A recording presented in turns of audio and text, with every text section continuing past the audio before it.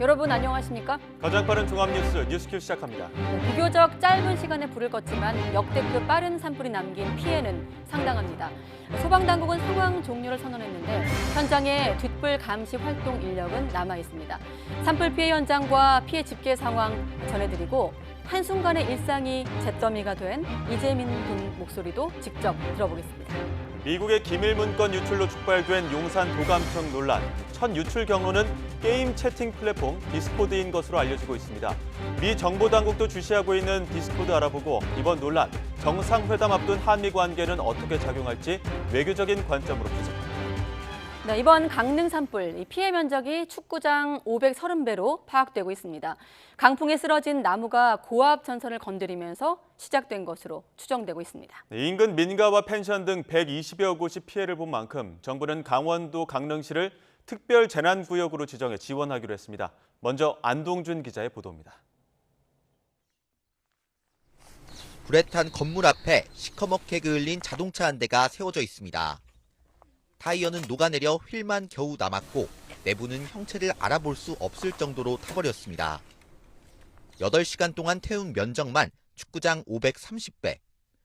강릉 산불이 남기고 간 흔적은 그야말로 처참합니다. 산림당국은 이번 산불이 시작된 것으로 추정되는 지점을 특정했습니다. 이번 산불 발화 지점으로 추정되는 장소입니다. 높이 솟은 소나무가 군락을 이루고 있는데요. 여기에는 부러진 소나무가 그대로 남아 있습니다. 초속 29m에 달하는 강풍이 불면서 소나무가 부러져 넘어진 건데 이 소나무가 바로 앞에 있던 고압 전선을 건드렸고 여기서 발생한 스파크가 야산으로 번졌다는 게 1차 감식 결과입니다.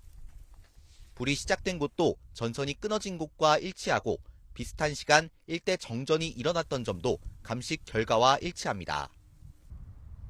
1차 화재 원인 감식을 마친 당국은 이번 화재로 피해를 입은 곳을 찾아 피해 규모를 파악하는 데 주력했습니다.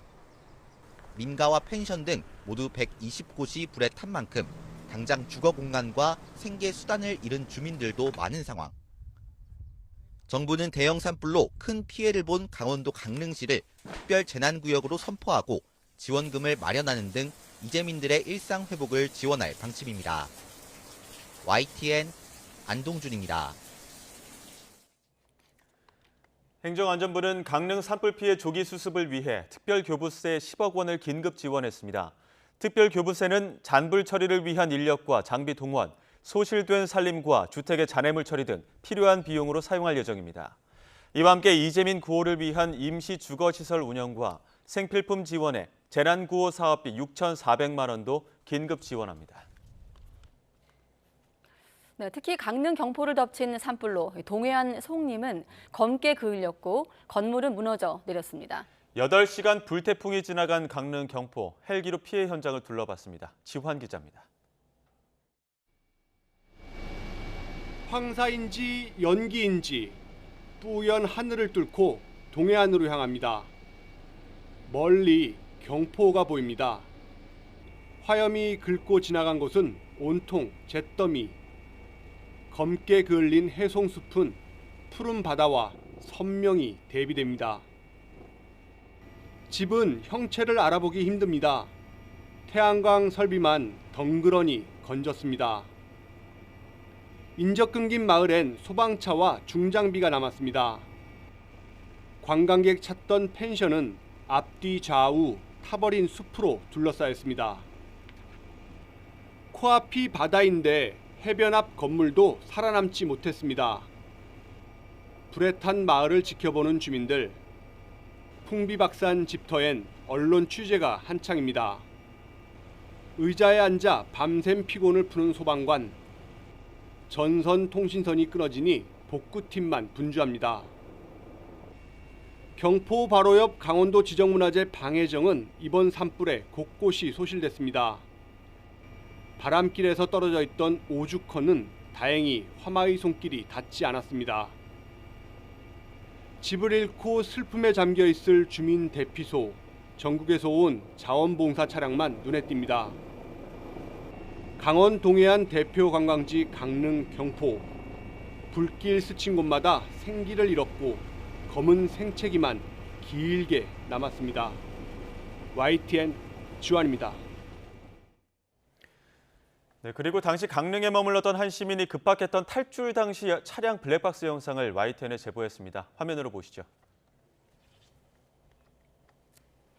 네, 시작부터 호텔에서 출발하기 시작 때부터 이렇게 앞은 암흑천주였습니다. 와이퍼를 작동해 보지만 소용이 없어 보이고요. 세상을 온통 집어삼킨 듯한 자욱한 연기를 피해 달려보지만 곧이어 마주한 시뻘건 불길에 급히 핸들을 꺾습니다. 확인되시죠? 어디가 도로인지, 앞에 뭐가 있는지, 어떻게 어디로 가야 할지 분간할 수 없는 그런 상황입니다. 한 치 앞도 살필 수 없는 화재 현장, 그 한복판에 있는 블랙박스 현장 화면 보십니다. 네, 어제 오전 9시쯤에 강원도 강릉시 경포 주변 호텔에 머물렀던 시민이 보낸 차량 블랙박스 영상입니다. 지금 겨우 찻길로 이동은 하고 있는데 차량 옆 도로에도 시민들이 대피하는 모습을 보실 수 있습니다. 아침에 이 불길이 이르다 보니까 눈을 뜨자마자 호텔 방문을 열고 6층 복도까지 연구가 자욱했던 상황이었다고 합니다. 다급히 차를 타고 나온 도로 옆에 겨우 몸만 빠져나온 시민들도 발만 동동 구르고 있고요. 나중에 영상을 보고 난 뒤에야 사람이 있었다는 사실을 알아챌 정도로 당시는 바로 옆도 분간이 안 될 정도로 아비규환이었다고 합니다. 이번 산불로 주택과 펜션, 상가 등 건물 100여 채가 불에 탔고 소중한 생명도 희생됐습니다. 네, 어제 이 강릉에서 발생한 이번 산불, 다행히도 8시간 만에 꺼졌지만 현장에는 앞서 보신 대로 처참한 흔적들이 남아 있습니다. 민가와 펜션 등이 100곳 넘게 불에 탔는데 소중한 생명이 희생됐고 수많은 이재민이 삶의 터전을 잃었습니다. 김군우 기자가 현장에 다녀왔습니다.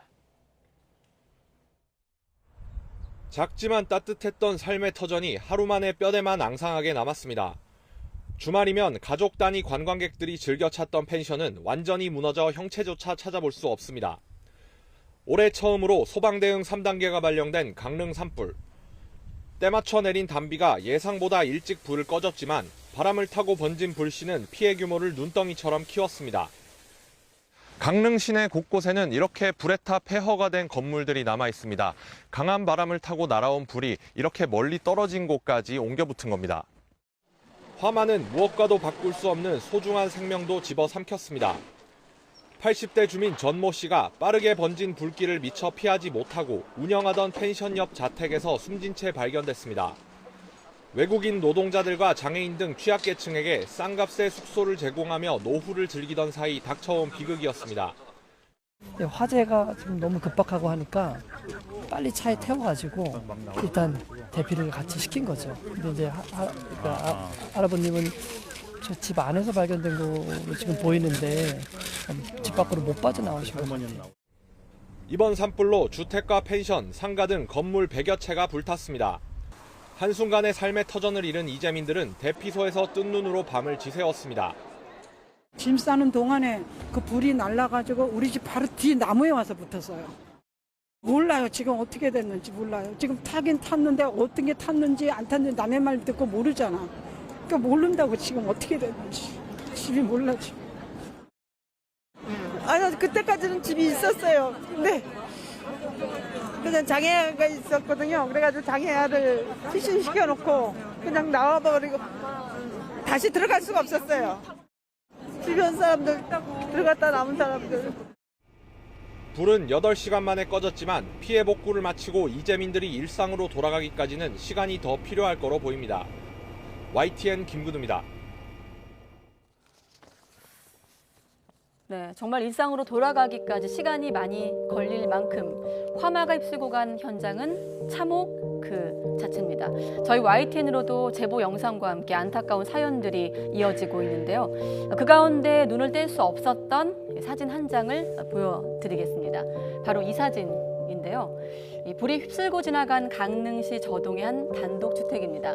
지붕부터 녹아내려서 폭삭 주저앉았고 여기저기 새카맣게 그을리지 않은 곳이 없습니다. 집이 형체 없이 불타서 사라졌으니 세간살이는 말할 것도 없겠죠. 이렇게 완전히 잿더미가 된 집 앞을 반려견 한 마리가 외롭게 하지만 당당하게 지키고 있습니다. 말은 통하지 않지만 한순간에 보금자리를 잃어버린 강아지의 표정이 사람과 다르지 않습니다. 처량해 보이죠? 다행히도 강아지는 물론이고 거주자분들도 불을 피해서 황급히 대피하셨다고 합니다. 이 불이 다 꺼진 뒤에 돌아와서 마주한 풍경에 그저 황망할 따름, 복구는 엄두도 내지 못하고 계신다고 하는데요. 그런 경황이 없는 와중에도 흔쾌히 YTN으로 인터뷰에 응해주셨습니다. 바로 이분들 목소리로 이어가겠습니다. 네, 김성수, 이윤순 선생님 안녕하십니까? 안녕하세요. 네. 네, 안녕하십니까? 네. 두 분 바로 화재 현장 앞에 나와 계십니다. 네, 우선 산불로 화상을 입으셨다고 들었는데 지금 어떠세요? 건강 상태가? 예, 지금 치료받고 있는 중입니다. 네, 혹시 목소리도 치료받고 있습니다. 예, 혹시 목소리도 부상 때문에 그러신 건가요? 연기를 많이 먹어가지고요. 너무 많이 먹어가지고 죽다 살았습니다. 네. 화재로 인해서 목소리가 상할 만큼 연기가 자욱했다. 얼마나 처참한 화재 현장이었는지 짐작이 가는데 혹시 병원에서 의사 선생님은 뭐라고 하시던가요? 치료받고 있는데 산소호흡기로 계속 치료를 해가지고 네. 까만 가래를 한 7번 뱉어내는데 조금 더 좋아졌습니다. CT 촬영과 여러 엑스레이 촬영 많이 피 검사까지 했는데 네. 그렇게 큰 이렇게 피해는 없고 괜찮다고 그러시면 조금만 치료받으면 괜찮다고 그러십니다. 네, 얼른 치료 받으셔서 빠른 회복 좀 하셔야겠는데 이렇게 또 인터뷰까지 해주셔서 다시 한번 감사 말씀 드리고 지금 선생님 두 분 뒤로 타버린 건물이 내외분께서 지내시던 자택이었던 거죠? 예. 네, 그곳에 계신 지는 얼마나 되셨습니까? 네? 그곳에 사신 지는 얼마나 되셨습니까? 6년 살았습니다. 만 6년. 만 6년 되셨고 이런 산불을 경험한 건 처음이시겠고요? 예, 뭐 종종 보긴 났는데 이렇게 큰 산불은 처음입니다. 종종 보셨지만 또 이렇게 직접 겪고 이렇게 또 순식간에 벌어진 산불은 처음이시다. 자, 산불 당시에 좀 죄송스러운 질문입니다만 어디에 계셨고 불이 어떻게 번졌는지 당시 상황을 좀 이번에는 부인께 한번 여쭤볼까요? 저는 인천에 갔었습니다. 그 남편이 혼자 계셔서 네. 제가 남편이 아침 식사를 하셨나 해서 전화를 드렸어요. 네. 그랬더니 집이 불타고 있다고 그렇게 말씀을 하시더라고요. 그때 통화 내용을 다시 한번 좀 더 소개해 주시죠. 그러니까 전화를 인천에 계셨고 선생님은 남편분께 전화를 했는데 불이 나고 있다고. 예. 예, 불이 나서 집이 다 타고 있다고 그리고 전화가 끊겼어요. 전화가 끊겼고 그럼 나중에 다시 안위를 확인한 시점은 언제였어요? 그 뒤로 한참 한 30분쯤 있다가 빨리 오라고 전화가 다시 왔었어요. 예. 그럼 인천에 그 계시다가 뒤로는 다시 강릉으로 오신 거예요? 잘 못했습니다. 네. 그럼 네. 그렇군요. 아주 위급한 상황이었는데 이번에 다시 남편분께 여쭤보면 어떻게 대피하셨습니까? 예. 아침마당 TV에서 아침마당을 보고 있는데 웬 쿵쿵쿵 소리가 나서 이상하다. 이쪽에서는 공사를 많이 하기 때문에 트랙터가 지나가고 하느라 생각했더니 그래 TV 시청을 끝내고 마루로 나왔더니 웬 두두두두 소리가 나서 보니까는 지붕이 불타고 있었습니다. 그걸 모르고 앞으로 나가려 했더니 앞 현 유리가 완전히 불이 베란다 불타가지고 나갈 수가 없고 뒷문으로 나가려고 했더니 전기가 돼가지고 연기를 너무 많이 먹어가지고 죽는 줄 알았습니다. 그러나 마음속으로 저는 신앙인이라 기도를 하면서 한참 동안 문을 찾아가지고 자동문을 배터리 자동문을 열었더니 열려가지고 구원받았습니다. 살아나왔습니다. 그래가지고 나와서 보니까는 연기가 너무 꽉 차가지고 할 수가 없어서 여러 군데 전화로 알리는 방법밖에 없었습니다. 그러면 댁에 혼자 계셨어요? 예. 그러면 그때 대피하는 과정이나 그때 도움을 받은 건 어떤 거였습니까? 아무도 없었습니다. 아이고, 네. 그러면 아까 화재도 선생님께서 소방서를 예. 말씀하시죠. 예. 예, 소방서에 전화를 9시 8분인가 했더니 말로만 접수를 받았지 8시간 동안 오지를 않았습니다. 그대로 100% 소방 물 하나도 없이 다 탔습니다. 아, 그러셨군요. 그러니까 소방서가 당시- 너무 바빠가지고 올 수가 없었단 말이에요. 네. 집에 혼자 계시다가 방송을 보다가 공사를 하는 줄 알고 나왔는데 쿵 소리에 나와봤더니 불이 나고 있었다. 지붕이 타고 있었다. 이런 말씀이시군요. 예, 그 불 원인이 그 앞산에서 불이 다 타가지고 넘어와가지고 집을 태운 것 같습니다. 아, 이번 산불을 겪으시면서 그런 사실 안전 문자라든지 재난 문자를 못 받으시고 스스로 화재를 인지하게 되셨는데 그런 과정에 대해서도 좀 안타깝다는 생각이 드셨을 것 같아요. 재난 문자는 이 강릉이기 때문에 수시로 시간마다 많이 옵니다. 예. 알겠습니다. 많이 오기 때문에 예. 경계를 하고 있는데 네. 이것은 갑작스럽게 이거 너무 강풍이 불어가지고 사람 서 있기도 어려울 정도로 큰 강풍이 불어가지고 네. 옆집 다 붙어가지고 이 근처에 다 불이 다 난 것 같습니다. 네, 주변의 다른 주민들하고는 어떤 대화를 좀 나누셨어요? 이번 산불에 대해서? 예, 제가 옆에 있는 이세기 씨라고 친구가 다니는 사람인데 트랙터 운영하시는 분인데 밭을 가르는 분인데 그분한테 전화를 했습니다. 네. 우리 집 불나고 있다고. 근데 그분이 우리 집 불나고 있다고 했는데 네. 어저께 저녁에 12시에 가서 만났더니 나하고 전화 끝나고마자 자기 집도 불났다고 완전히 다 전소됐다고 합니다. 거기도. 아, 그렇군요. 그 전소 아련에 체육장에 가서 많은 사람들을 만났는데 동네 사람들도 이웃 사람들 다 만났습니다. 아, 네. 그러면 체육관에서. 불이 나고 나서 그 말씀하신 체육관에서 지내고 계시는 건가요? 예, 예. 어떤 점이 가장 천막이세요. 불편하신가요? 불편한 건 없습니다. 네, 알겠습니다. 그저 감사합니다.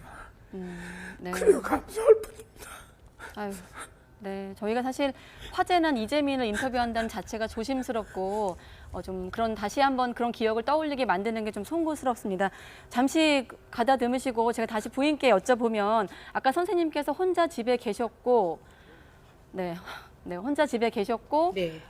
대피하는 과정에서도 좀 도움을 못 받았다고 하셨는데 가족으로서 앞으로 예방이 가장 중요하겠습니다만 앞으로 보완한다면 주민들 입장에서 어떤 점이 좀 보강되고 좀 추가된다고 보십니까? 예, 신속하게 이렇게 처리가 잘 됐으면 참 좋겠는데 예. 워낙 어제 갑작스러운 상황이어서 아마 그런 것 같습니다. 예, 앞으로는 그럴지라도 좀 신속하게 대처가 잘 됐으면 네. 좋겠어요. 네. 얼마나 안타까웠을지 제가 옆에서 보지 못했지만 마음이 너무 아픕니다. 네, 알겠습니다. 혹시 지금 대피하셔서 다른 데서 거주하신다고 하셨는데 아까 뭐 감사하다는 말씀이 오히려 저희에게 울림이 있는 그런 말씀이었습니다만 혹시라도 지금이라도 조금 더 부탁의 말씀이라든가 당부의 말씀이 있을까요? 당국을 향해서? 저희가 휴대폰을 이렇게 충전하려고 했는데 몇 군데 있긴 있어도 네. 좀 불편하긴 하더라고요. 예, 많은 분들이 거기 계시니까 네. 그런 것도 그렇고 이제 지금 날씨가 아무래도 추우니까 찬물이 나와서 따뜻한 물이 없으니까 씻는 게 조금 불편하기도 하고 그랬습니다. 예, 알겠습니다. 아까 선생님께서 울컥하시고 목이 메이는 모습에 아마 시청자분들도 이번 화마가 얼마나 무서웠고 참혹했는지 두 분이 보여주셨습니다. 터전 이르신 상황에서 방송 부탁드려 다시 한번 송구스럽습니다만은 두 분 말씀이 이번 화재 심각함을 알리는데 큰 도움이 되었습니다. 선생님 얼른 회복하시고 오늘 감사합니다. 네, 감사합니다. 네, 올봄 들어 최악의 황사가 한반도를 뒤덮었습니다. 미세먼지 농도가 평소에 10배 넘게 올라 전국에 미세먼지 경보가 내려졌습니다. 기상재난 전문 기자와 함께 황사 상황 그리고 전망까지 알아보겠습니다. 김민경 기자. 네, 김민경입니다. 네, 지금 황사 얼마나 심각한 상황인 겁니까? 네, 위성 영상으로 보면 황사의 심각성을 바로 확인할 수 있습니다. 이 천리안 위성이 포착한 우리나라 주변의 모습인데요. 이 노란색은 황사, 그리고 붉은색은 안개나 연물을 나타냅니다. 이 보시는 것처럼 노란색 황사가 우리나라 남부 일부를 제외한 한반도 전체를 뒤덮었었고, 또 다른 대규모 황사가 이 서쪽에서 추가로 유입 중입니다. 이 황사는 그제와 어제 고비 사막과 내몽골에서 발원했습니다. 이 중국을 거쳐서 우리나라로 유입된 건데요. 이 먼저 황사가 강타한 중국에서는 370만 제곱킬로미터, 그러니까 중국 국토 면적의 3분의 1이 황사로 뒤덮였습니다. 이런 대규모 황사 발생은 올해만 벌써 8번째인데 이 몽골 초원이 바짝 메말랐고 바람까지 거세져서 올해 10년 만에 최다를 기록할 전망입니다. 네, 그런데 황사가 날아오면 초미세먼지보다는 미세먼지 농도가 크게 치솟던데 이유가 있습니까? 네, 현재 미세먼지와 초미세먼지 분포도입니다. 이 지름이 상대적으로 큰 미세먼지는 모두 빨간색, 고농도 상태입니다. 그런데 지름이 더 작은 초미세먼지는 상대적으로 농도가 낮습니다. 이 황사는 모래먼지이기 때문에 이 초미세먼지보다는 미세먼지의 비중이 훨씬 큰 겁니다. 이 반면 스모그는 미세먼지와 초미세먼지가 동시에 치솟아서 이 황사와 구분할 수 있습니다. 현재 전국에 미세먼지 경보가 내려져 있습니다. 이 제주 에어르베는 오늘 한때 1시간에 세제곱미터당 828 마이크로그램까지 농도가 올랐고, 이 전남 완도도 세제곱미터당 659 마이크로그램을 기록했습니다. 그 밖에 전국 대부분 지역에서 미세먼지가 200에서 400 마이크로그램까지 치솟으면서 평소보다 10배 이상 치솟았습니다. 이 황사는 우선 내일까지 고농도를 유지하겠습니다. 금요일인 모레도 오전까지 이어진 뒤 오후에 비가 내리면서 점차 해소될 전망입니다. 이 황사로 고농도 미세먼지가 나타나면 노약자와 호흡기 질환자는 외출을 자제하는 게 좋습니다. 부득이 외출한다면 KF80 이상의 미세먼지용 마스크를 쓰는 게 좋고요. 이 귀가한 뒤에는 손과 발, 머리카락을 깨끗하게 씻어줘야 합니다. 지금까지 YTN 김민경입니다.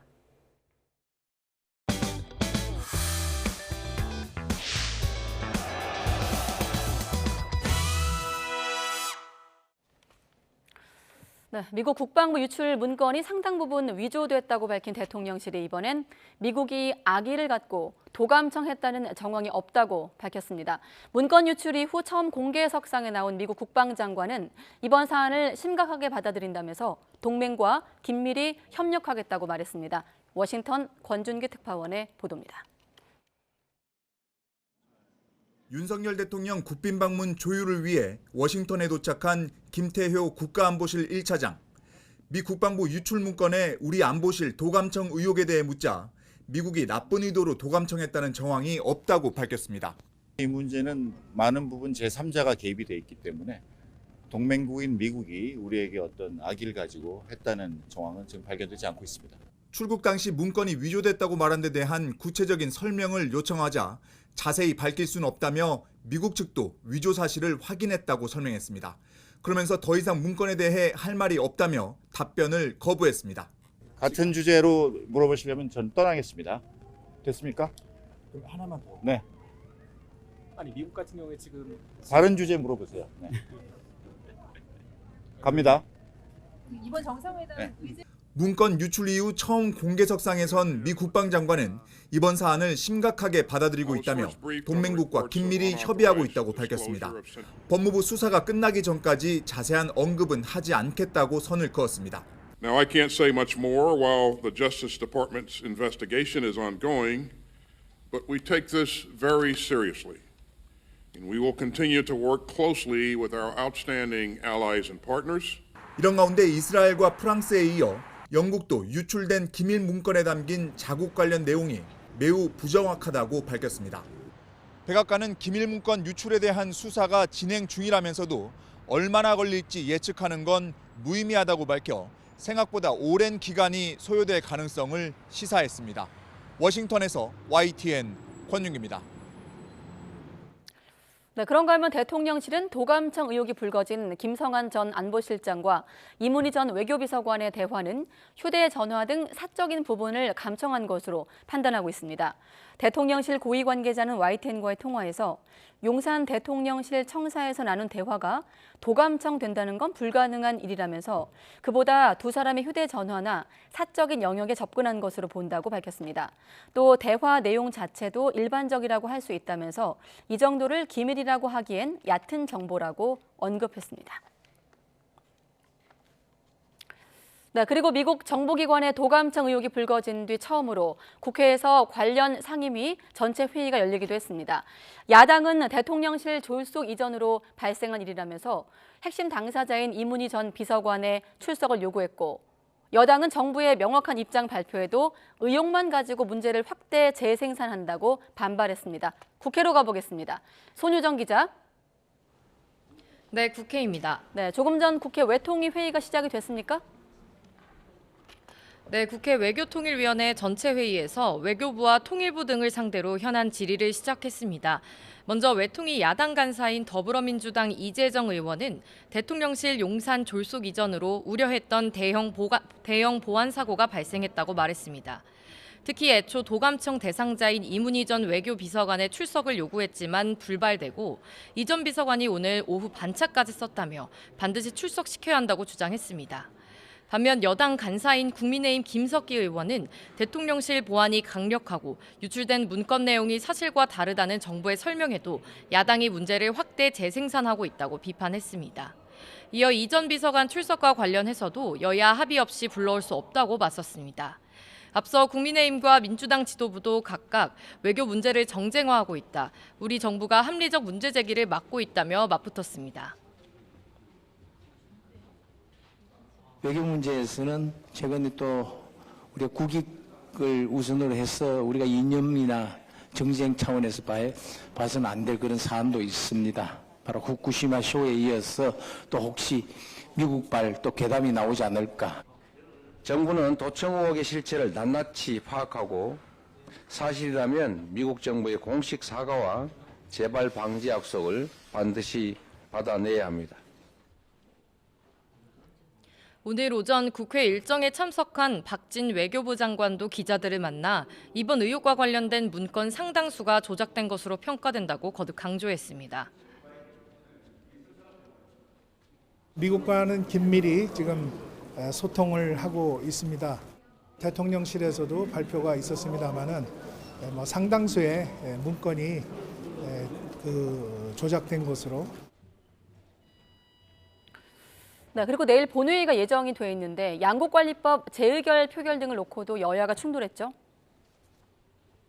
네, 오늘 오전 여야 원내대표가 국회의장 주재로 만나 내일 본회의 안건에 대해 논의했지만 이견만 확인했습니다.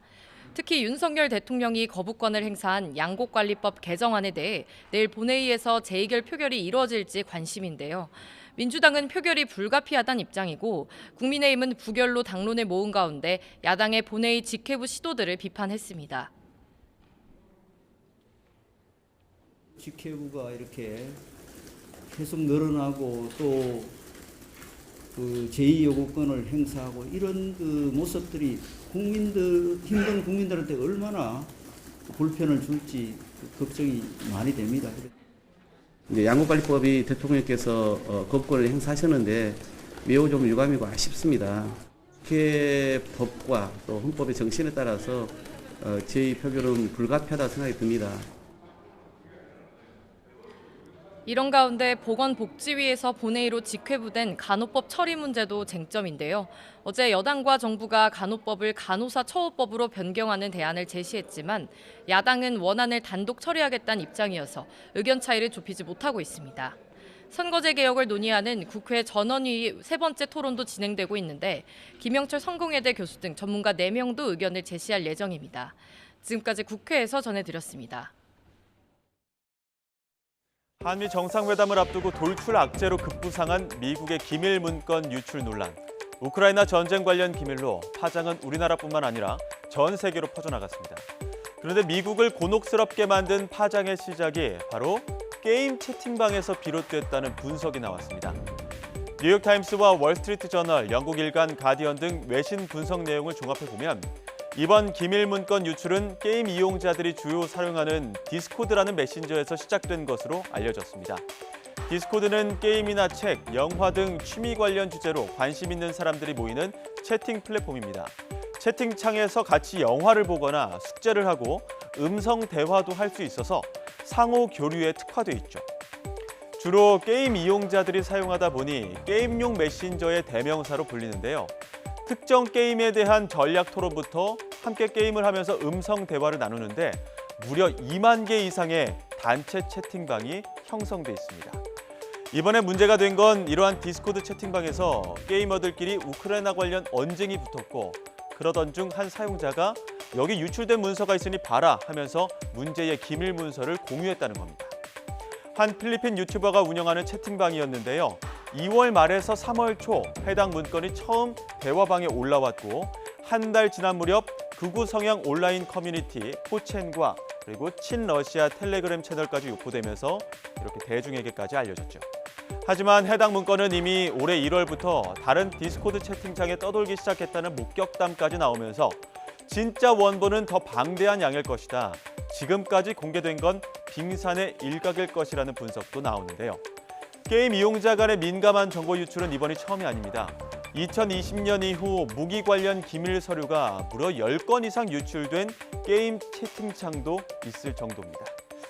무한히 만들어지는 채팅방과 수시로 드나드는 이용자, 일부 비공개로만 이루어지는 서버도 있다 보니 정보기관들도 게임 커뮤니티를 주시하는 것으로 알려졌는데요. 자칫 외교 분쟁으로 번질 수 있는 민감한 문서들이 그것도 상당 시간 인터넷에 노출돼 있었던 것으로 알려지면서 미국의 보안 민낯이 드러났고 미국 관리들도 경악할 수밖에 없었다고 미국 언론은 보도하고 있습니다. 네, 그런데 이번에 유출된 미국 기밀 물건에 북한이 최근 열병식에서 선보인 대륙간 탄도미사일의 역량을 과대 포장했을 거라는 미 정보당국의 평가도 담겨 있다고 로이터 통신이 보도했습니다. 로이터는 미국 정부가 비밀이라고 표시한 문건에서 북한이 지난 2월 8일 열병식에서 공개한 다수의 ICBM 이동식 발사 차량에 대해 작동하지 않는 미사일을 탑재했을 가능성이 크다고 분석했다고 전했습니다. 그러면서 미사일 역량을 실제보다 우수한 것처럼 연출하기 위해 작동하지 않은 체계를 열병식에 등장시켰다면서 미국에 충분한 핵 위협이 된다는 점을 보여주기 위한 의도로 평가했습니다. 네, 미국 정보기관의 도감청 의혹이 불거진 이후 이렇게 진위 여부와 또 유출 경위 등에 대한 의문이 커지고 있습니다. 현재 상황에 대한 진단 그리고 이번 의혹의 외교적 의미와 파장까지 김준형 전 국립외교원장과 이야기 나눠보겠습니다. 나와 계십니까? 네, 안녕하십니까? 네, 안녕하십니까. 여야 어떤 정치권의 공방과는 별도로 외교 전문가의 시각에서 이번 한번 도감청 논란을 훑어볼 텐데 우리 입장에선 도감청 의혹이 하나의 프레임이고 또 미국 시점에서는 관점에선 기밀 유출 의혹이 하나의 프레임이거든요. 자, 원장님은 어떻게 보십니까? 이번 논란에 대해서 일단 대통령실은 상당수가 위조 이렇게 결론을 내리고 있거든요. 네, 지금 두 가지로 말씀하셨는데 정확하게는 세 가지입니다. 네. 왜냐하면 도청의 문제는 우리 문제이고요. 예. 미국의 보안이 뚫린 소위 말하는 누설된 거는 미국의 보안 문제인데 네. 우리 교집합처럼 우리 둘의 문제가 될 수 있는 게 내용의 문제입니다. 네. 그렇죠. 중간에 내용이 잘못됐다는 건데 지금 미국에서도 도청 사실에 대해서 부인을 하지 않고 있고요. 그러니까 소위 말하는 내용의 부정확성을 얘기하고 있거든요. 네. 그러면 그것이 그래서 위조다 또는 조작이다 그런데 이것도 좀 구별해야 됩니다. 위조는 네. 전혀 불법적인 사람이 가짜를 만들어내는 걸 얘기합니다. 근데 이 조작이나 변조는 네. 실제로 이 법적인으로 해당되는 사람들이 바꿀 수도 있는 문제거든요. 근데 이거를 잘 구별해야 되는 이유가 네. 지금 한국 정부의 설명은 내용이 위조된 점을 지적하면서 이것이 도청까지 부정하고 있거든요. 네. 근데 미국은 도청은 지금 적극적으로 부정하지 않고 있습니다. 이거는 여전히 우리에게 동맹국이 우리의 그것도 최고의 지휘부라고 할 수 있는 안보실에 대한 도청 문제는 네. 내용의 지위와 상관없이 여전히 이것은 문제가 되고 있다는 점을 강조하고 있습니다. 예. 지금 그 백악관에서는 존 커비 백악관 국가안보회의 그 실장도 이 뭐 도청 관련해서도 그렇고 문건에 대해서도 그렇고 이거 문건 자체가 변명의 여지가 없다 이렇게 얘기하고 있거든요. 이 부분도 네, 어느 맞습니다. 정도 미국에서는 시인하고 있다 이렇게 봐야 된다는 말씀이시죠? 예, 그렇죠. 그런데 왜 한국이 예. 사실 이거는 그냥 아주 거칠게 말하면 미국이 가해자고 우리가 피해자인 셈이거든요. 예. 물론 또 미국은 다른 그 보안이 뚫린 거에 대한 피해자겠지만 이 도청 문제에 국한시킨다면 그러면 우리는 아무리 동맹국이라도 일단 저는 미국의 해명을 기다리는 게 순서였다고 생각합니다. 예. 그런데 예. 지금 미국보다 우리가 미국을 훨씬 더 많이 적극적으로 변화하고 있고 그리고 우리가 너무 빨리 우리 입장을 얘기하는 것이 네. 오히려 국내 정치를 의식한다고 저는 보이거든요. 그러니까 다시 정리해보면 우리 정부와 미국 정부 입장에 다소 온도차가 있고 또 원장님 말씀 같은 경우는 지금 위조와 또 조작이 다르다. 이 개념도 좀 정리를 다시 한다고 말씀하셨는데 그렇다면 미국이 국내용과 국제용, 외교용으로 좀 대응을 달리하고 있다고 해석할 수도 있을까요? 저는 아직까지 미국이 다른 국가를 설득하거나 또는 한미 관계에 대해서 예를 들어서 이제 국무부 대변인들이 네. 한국에 대한 미국의 헌신은 변함이 없다. 이 말은 네. 관계는 변하지 않지만 이 문제에 대한 본질에 대한 사과라든지 해명이라는 설명은 아니잖아요. 그러니까 우리도 마찬가지입니다. 네. 이 자체가 한국이 바뀔 수 없다고 하더라도 예. 사실관계를 왜 파악해야 되냐면 예. 그게 그런 것들을 숨기고 나서 관계가 계속될 수는 없는 것이고요. 그보다 더 중요한 것은 뭐냐면 네. 이것이 만약에 도청이 맞는데 우리가 아니라고 얘기했을 때는 그러면 우리가 도청 문제를 다시 심각하게 보고 어디서 뚫렸는가에 대해서 보완하지 않게 되겠습니까? 그러니까 네. 개선하지 않고 이 문제를 해결하지 않게 되고 덮게 된다면 이 문제는 계속될 것이고 지금처럼 만약에 밖으로 누설이 안 될 경우는 우리 끊임없이 계속 누군가의 도청에 놓이게 된다는 문제가 생기거든요. 네. 아까 원장님께서 미국이 아직 결론을 내지 않은 상황에서 우리의 대응이 조금 성급했다고 말씀하셨는데 그럼 연장해서 지금 미국을 방문 중인 김태호 차장 발언 아까 저희가 소개를 했습니다만 악의적 도감청이 없었다고 이제 밝혔거든요. 또 어제 출발할 때와 조금 톤이 다르긴 합니다만 이런 부분을 좀 같이 질문드리면 어떻습니까? 조금 전에 화를 내서 저도 못 묻겠는데요. 두 가지 그 단어 중에는 아직도 의문이 나는 악의적인 도청이 없는 건지요. 네. 아니면 도청은 있었는데 그러니까 악의적이지 아니라는 얘기인지 예. 이 두 가지도 불분명하잖아요. 예. 그러니까 미국이 동맹 관계에서 미국은 그렇게 얘기할 겁니다. 만약에 네. 이것이 도청이 확인되더라도 그것이 악의적이지 않는다고 얘기할 건데 예. 그렇더라도 문제는 남아 있는 거잖아요. 어떻게 동맹국의 최고 지휘부를 도청할 수 있느냐의 문제거든요. 그 문제는 이분이 지금 얘기한 것을 명확하게 저는 잘 모르겠습니다. 그럼 김태호 차장이 말한 악의적이지 않은 도청이 있다면 어떤 걸 말하는 걸까요? 그러니까 미국이 이게 악의적이고 악의적이지 않은 건 중요하지 않다고 저는 봅니다. 동맹국이니까. 그럼에도 불구하고 이것은 불법적 도청이거든요. 예. 해서는 안 되고 주권 침해의 문제입니다. 예. 그런데 악의적이 아니라고 해서 괜찮다. 저는 이게 무슨 생각이 드냐면 구태에 이걸 비유를 하자면 이런 생각이 듭니다. 굉장히 집착하는 배우자가 다른 배우자에게 뭐 도청 장치나 또는 위치 추적기를 붙였다가 이게 발각이 됐어요. 예. 그러면 붙인 사람은 내가 당신을 사랑해가지고 하는 것이지 악의가 없다고 얘기하는 거나 또는 어떻게든 가스라이팅을 당했던 피해자도 예. 우리 관계는 변함이 없고 그 사람이 나를 사랑했기 때문에 이렇게 했을 것이라는 그런 경우가 지금 떠오르는 거거든요. 네. 예.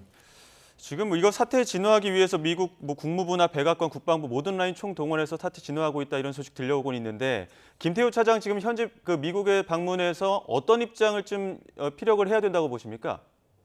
저는 이미 첫 단추를 잘못 깬 거죠. 사실은 저는 김태호 차장이 간 이유가 가장 핵심이 저는 정상회담보다는 물론 정상회담하고 관계가 있겠지만 이 문제를 수습하기 위한 것이고요. 네. 아마 미리 뭐 얘기가 되고 전화가 된 것은 일단 같이 진화하는 것이 한미에 다 공통의 이익이 될 것이다. 저는 바깥으로는 그렇게 얘기할 수 있다고 생각합니다. 그러나 이것은 우리가 따질 것은 따져야 되고 사과받아야 되고 무엇보다 중요한 것은 네. 도청이 확실하다면 어떤 경로인지 미국이 솔직히 우리한테 얘기를 해야 그 부분을 우리가 없앤다든지 그걸 개선할 거 아닙니까? 그게 예. 아니라 그냥 모든 걸 덮고 좋은 관계로 가자. 이거는 바람직한 방법은 아니라고 생각합니다.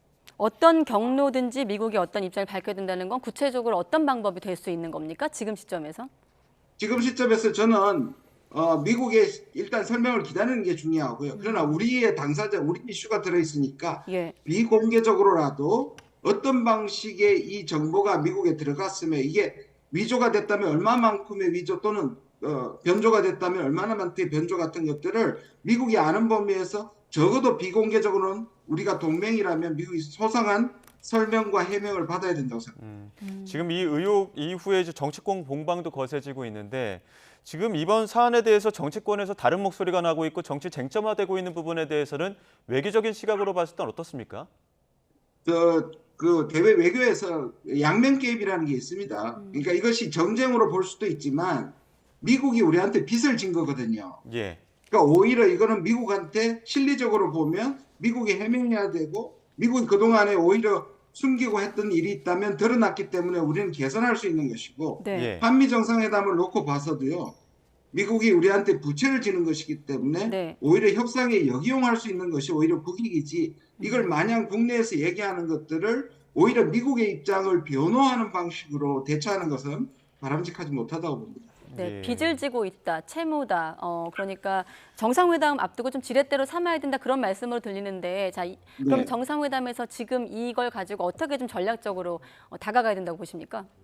왜냐하면 지금 대체로 나오는 게 행사나 이벤트나 국빈이 모아지는데요. 네, 사실상은 우리가 지금 그 반도체 법안이나 그다음에 이 IRA 인플레이션 감축 법안에서 계속 투자는 우려를 하면서 미국으로부터 좀 기울어진 협상이 되어가는 측면이 굉장히 있거든요. 예, 예.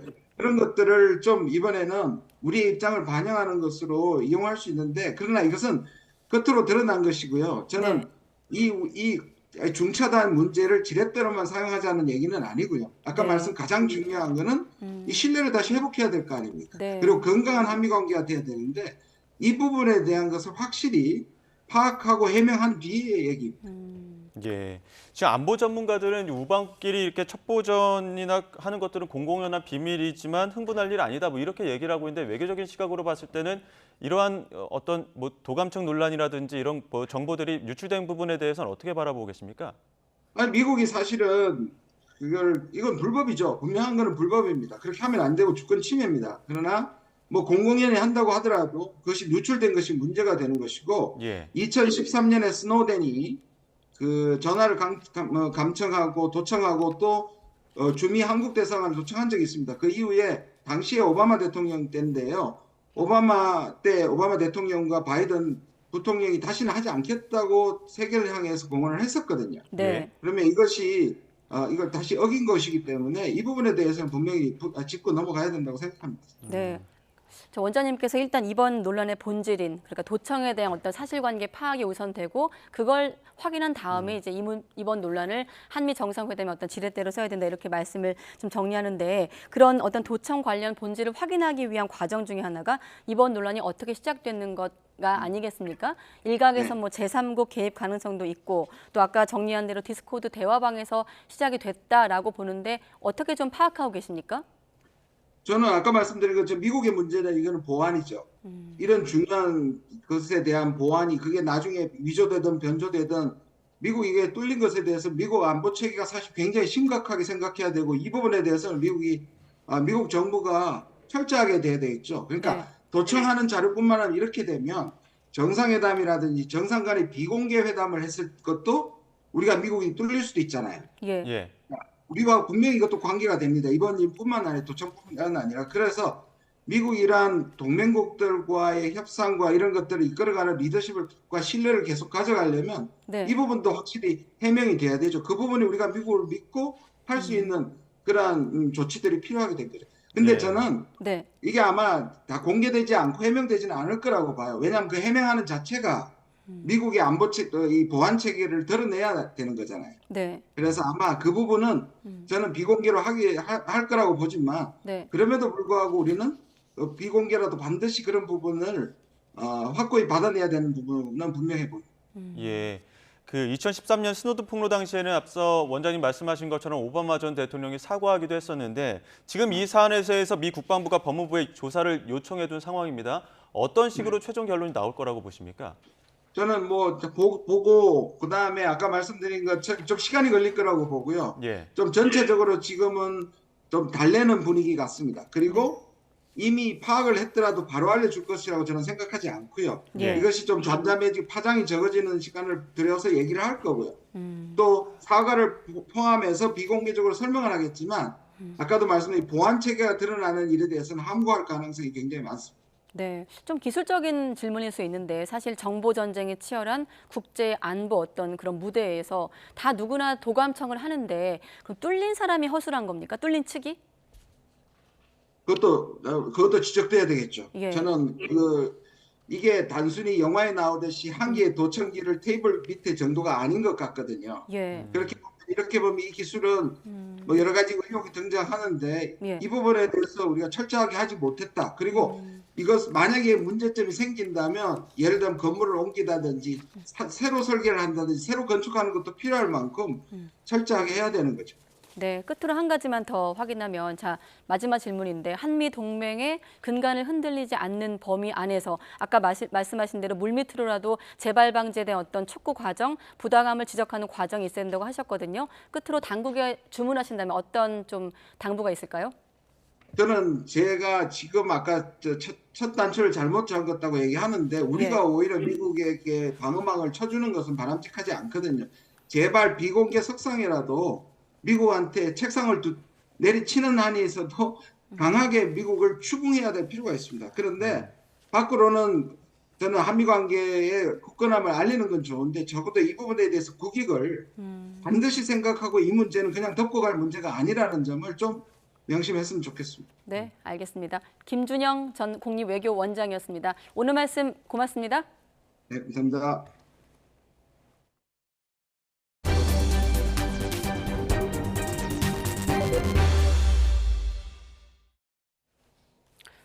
네, 검찰이 오늘 오전부터 더불어민주당 윤관석 의원 등을 겨냥해 20여 곳을 대상으로 대대적으로 압수수색을 벌이고 있습니다. 네, 검찰은 재작년 민주당 전당대회 과정에서 불법 자금이 전달됐다는 의혹과 관련해 강제 수사에 나섰습니다. 취재기자 연결합니다. 나혜인 기자. 네, 서울중앙지방검찰청입니다. 네, 압수수색 대상이 어디고 또 어떤 혐의 때문인지 알려주시죠. 네, 우선 윤관석 민주당 의원의 자택과 국회 지역구 사무실 등에서 압수수색이 이루어졌습니다. 이 밖에도 민주당 당직자들을 비롯한 사건 관련자들의 사무실까지 포함해서 오늘 압수수색 대상이 된 장소는 20곳이 넘습니다. 압수수색 영장에는 정당법과 정치자금법 위반 혐의가 적시됐습니다. 검찰은 재작년 5월 민주당 대표를 뽑는 임시 전당대회를 앞두고 불법 자금이 오간 정황을 포착해 강제 수사에 나선 것으로 전해졌습니다. 당시 윤 의원은 송영길 당대표 후보 캠프에서 선거운동을 도왔고 송 전 대표가 당선되자 당내 조직과 살림을 책임지는 사무총장으로 선임됐습니다. 네, 그런데 이번 수사의 단서가 이미 구속 기소된 이정근 전 민주당 사무부총장이라고요? 네, 이정근 전 부총장은 지난해 사업가 박모 씨에게서 각종 청탁 대가로 10억 원가량 뒷돈을 받은 혐의로 구속 기소된 인물입니다. 마침 오늘 1심 판결이 있었는데 대부분 혐의가 유죄로 인정이 돼서 징역 4년 6개월을 선고받았습니다.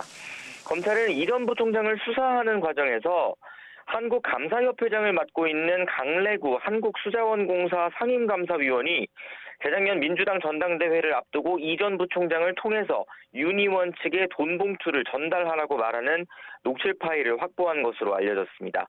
관련자 조사를 거쳐서 혐의를 구체화한 검찰은 실제로 전당대회 당시 윤 의원 측에 건너간 뒷돈이 있다고 의심하고 있습니다. 뒷돈을 줬다고 의심받는 강 의원의 자택과 사무실도 오늘 압수수색 대상에 포함됐습니다. 윤관석 의원은 검찰의 강제 수사에 돈봉투 의혹과 자신은 아무 관련이 없다면서 자신이 거론됐다는 것조차 황당하기 짝이 없다는 입장을 냈습니다. 이어 검찰의 무차별 압수수색은 오로지 사건 관련자의 진술에만 의존해 어떤 사전조사나 증거도 없이 이루어진 비상식적 야당 탄압 기획수사라며 정치검찰과 끝까지 싸워 무고함을 밝히겠다고 했습니다. 하지만 검찰은 윤 의원 말고도 당시 송영길 후보 쪽에 건너간 금품이 더 있다고 의심하고 있습니다. 추가 수사를 거쳐 이런 뒷돈이 실제 송 전 대표의 당선을 위해 쓰였는지 들여다볼 계획입니다. 지금까지 서울중앙지검에서 전해드렸습니다. 위례 대장동 사건에 이어 백현동 개발 비리 의혹을 수사하는 검찰이 당시 로비스트로 지목된 김인섭 전 한국하우징기술 대표에 대해 구속영장을 청구했습니다. 김 전 대표는 지난 2015년 9월부터 지난달까지 백현동 개발 사업 인허가 알선 등을 대가로 시행사인 아시아디벨로퍼 정모 대표에게서 77억 원과 현장 식당 사업권을 챙긴 혐의를 받습니다. 앞서 김 전 대표는 알선 대가로 실제 35억 원을 챙긴 것으로 조사됐지만 검찰은 관련 수사가 한창이던 지난달까지 김 전 대표가 42억 5천여만 원을 추가로 받고 2017년 백현동 사업 현장 식당 사업권을 받은 혐의도 포착했습니다. 재판에 연거푸 불출석해 학교폭력 피해자 유족을 패소하게 한 권경의 변호사와 같은 사례들, 이른바 불량 변호사들은 과거에도 또 있었습니다. 의료사고 소송을 맡아 절대 안 진다며 큰 소리까지 쳤지만 정작 사건을 접수하지도 않았습니다. 홍민기 기자가 단독 취재했습니다. 지난 2010년 이상훈 씨의 20대 딸은 운동 중 코뼈가 부러져 서울의 한 이비인후과를 찾았습니다. 그런데 코 수술을 받은 날부터 바로 얼굴이 붓고 고열이 나기 시작했습니다. 이걸 넣으면 어떤 합병증이 일어날 수 있다는 그런 설명도 없었고 그냥 코를 예쁘게 하면서 치료하는 게 어떠냐 이런 식으로. 대학병원에선 온몸에 붉은 반점과 부종 등이 생기는 희귀성 난치병, 루푸스에 걸렸다는 진단을 받았습니다. 이 씨는 담당 의사를 의료법 위반 등 혐의로 형사 고소하고 별도로 손해배상 소송도 제기하기로 했습니다. 해당 의사는 이 씨가 병원 업무를 방해했다며 맞고소하기도 했는데 이 씨는 소송을 모두 지인에게 소개받은 A 변호사에게 맡겼습니다. A 변호사가 사건을 수임할 때부터 반드시 이길 수 있다며 자신감을 보인 만큼 이 씨도 손해배상 소송에 대해선 크게 신경 쓰지 않았습니다. 때때로 진행 상황을 물었지만 그때마다 A 변호사는 이 씨를 안심시켰습니다. 이 사건은 절대 지는 사건이 아닙니다. 아버님 이거에 대해서는 신경을 딱 끊으십시오 그랬어요. 승소합니다. 100%. 그런데 3년쯤 지난 뒤 이 씨가 법원에 직접 확인해 보니 A 변호사는 아예 사건 자체를 접수하지 않은 상태였습니다. 이 씨는 곧바로 A 변호사와 소속 법무법인을 상대로 손해배상 소송을 제기했고 법원도 이 씨 손을 들어줬습니다. A 변호사가 소송 대리의 가장 기본적인 업무를 소홀히 했다며 법원 판단을 기다리던 피해자로서는 소송이 아예 제기되지도 않았다는 사실을 알게 된 뒤 큰 정신적 충격을 받았을 거라고 판단했습니다. A 변호사는 대한변호사협회에서 정직 처분을 받은 뒤 현재는 법무법인을 옮겨 변호사 활동을 이어가고 있습니다. A 변호사는 YTN과 통화에서 소송을 제기하지 않은 건 명백한 잘못이라면서도 구체적인 이유에 대해선 말을 아꼈습니다. 이길 수 있다고 강조한 건 사건을 맡은 변호사로서 보통 하는 말이었고 손해배상 소송 외에 다른 형사재판은 성실하게 수행했다며 피해자에게 죄송하다고 밝혔습니다. 하지만 이 씨는 이번 일로 변호사에 대한 뿌리 깊은 불신이 생겼다고 토로했습니다. 권경의 변호사 사건과 마찬가지로 변호사 단체를 비롯한 법조계가 내부의 잘못을 눈감아줘서는 안 된다고 강조했습니다. 예기치 않게 이런 일이 발생되는 거잖아요. 그러면 법을 모르니까 법조인을 찾아가고 변호사를 찾아가는데 변호사가 배신을 때리고 변호사가 직무유기를 해버리고 누구한테 변론을 의뢰하죠? YTN 홍민기입니다. 강남 납치 살해 사건을 수사하는 검찰이 피해자 시신이 유기된 장소에서 현장 검증하는 모습이 YTN 취재진에게 포착됐습니다. 서울중앙지검 강남 납치 살해 사건 전담 수사팀과 경찰은 오늘 오후 1시부터 대전시 부수동 대청댐 부근 사건 현장에서 현장 검증을 진행했습니다. 이번 검증에는 검찰 전담 수사팀을 이끄는 김수민 형사 3부장 검사도 참여해 피의자들이 시신을 유기한 과정을 비롯한 범행 경위를 확인했습니다. 동거녀와 택시기사를 살해한 혐의를 받는 이기영에게 검찰이 사형을 내려달라고 재판부에 요청했습니다. 의정부 지방검찰청 고양지청은 오늘 강도살인과 시신유기, 보복살인 등의 혐의로 구속 기소된 이기영에게 사형을 구형했습니다. 이기영은 지난 2월 열린 첫 재판에서 금전을 노린 계획적인 범행이었다는 사실을 인정한다며 피해자를 우발적으로 살해했다던 원래 입장을 번복했습니다. 오늘 0시 기준 코로나19 신규 환자는 13,926명으로 집계됐습니다. 한 주 전보다 500여 명 적고 2주 전보다 700여 명 많습니다. 위중증 환자는 129명으로 52일 연속 100명대를 유지했고 사망자는 14명, 누적 사망자는 34,356명입니다. 네, 이달 들어서 국내에서 처음으로 지역사회에서 감염이 된 엠폭스 환자가 발생한 가운데 2명의 환자가 추가로 나왔습니다. 네, 방역당국은 두 환자 모두 해외 여행력이 없는 지역사회 감염 사례로 보고 역학조사를 진행하고 있습니다. 취재기자 연결해 알아보겠습니다. 기정훈 기자. 예, 사회 2부입니다. 네, 그럼 국내 엠폭스 환자가 8명으로 늘어난 건가요? 예, 질병관리청은 엠폭스 7번째와 8번째 환자가 잇따라 발생했다고 밝혔습니다. 두 환자 모두 서울에 거주하는 내국인으로 첫 증상 발생 전 3주일 안에 해외여행을 다녀오지 않아 지역사회에서 감염된 것으로 추정됩니다. 7번째 환자는 지난 10일에 발열 등 전신 증상과 피부 병변으로 의료기관에 내원한 뒤 유전자 검사 결과 양성으로 확인됐습니다.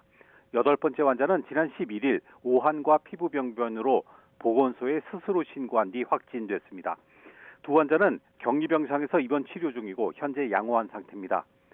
신규 환자의 감염원과 접촉자에 대한 역학조사도 진행되고 있는데요. 두 환자 모두 감염원과의 밀접 접촉이 있었던 것으로 확인됐습니다. 국내에서는 지난해 6월 22일 엠폭스 첫 확진자가 발생한 뒤 지금까지 8명이 감염됐습니다. 지난 3월 13일 5번째 확진 사례까지는 모두 해외 유입 또는 관련 환자였지만 6번째부터 8번째까지는 국내 감염으로 추정됩니다. 지난 7일 확진된 국내 6번째 환자의 접촉자는 36명으로 의심 증상을 보인 사례는 아직 없습니다. 접촉자 가운데 고위험 접촉자 3명과 중위험 접촉자 23명에 대해서는 예방접종 의향을 확인했지만 접종한 사례는 없습니다. 질병관리청은 엠폭스의 감염병 위기경보 수준을 현재의 관심 단계에서 주의 단계로 상향 조정하는 것을 논의하기로 했습니다. 그러면서 엠폭스는 대부분 밀접 접촉을 통해 전파되기 때문에 대규모 전파 가능성은 낮다며 모르는 사람과의 밀접 접촉을 주의해달라고 당부했습니다. 또 의료진들에게 환자의 해외 여행력이 확인되지 않더라도 엠폭스 의심 증상을 보이는 경우 적극 신고해달라고 강조했습니다. 세계보건기구는 지난해 5월 이후 세계 110개 나라에서 8만 6천여 명의 엠폭스 환자가 발생해서 이 중 112명이 사망한 것으로 집계하고 있습니다. YTN 기정훈입니다. 지난달 취업자가 1년 전보다 40만 명 넘게 늘었습니다. 10달 만에 직전 달보다 증가폭이 확대됐는데요. 하지만 세부 내용을 보면 청년층과 제조업에서 취업자 감소세가 이어져 경기 둔화 영향이 뚜렷해지고 있습니다. 이형원 기자의 보도입니다. 지난달 취업자는 2,822만 3천 명으로 1년 전보다 46만 명 넘게 늘었습니다. 2월 증가폭과 비교해도 15만 명 넘게 많은 규모입니다. 직전 달보다 취업자 증가폭이 늘어난 건 10달 만입니다. 깜짝 반등을 이끈 건 고령층 취업자 증가입니다. 지난달 60살 이상 취업자가 1년 전보다 54만 7천 명 늘어 2020년 2월 이후 최대폭을 기록한 겁니다. 대기업들, 상장사들은 대부분 투자를 좀 줄이고 있잖아요. 젊은 사람들이 좋아하는 일자리는 좀 줄고 있고 정부 재정에 의한 일자리만 남다 보니까 아마 이제 고령층 일자리만.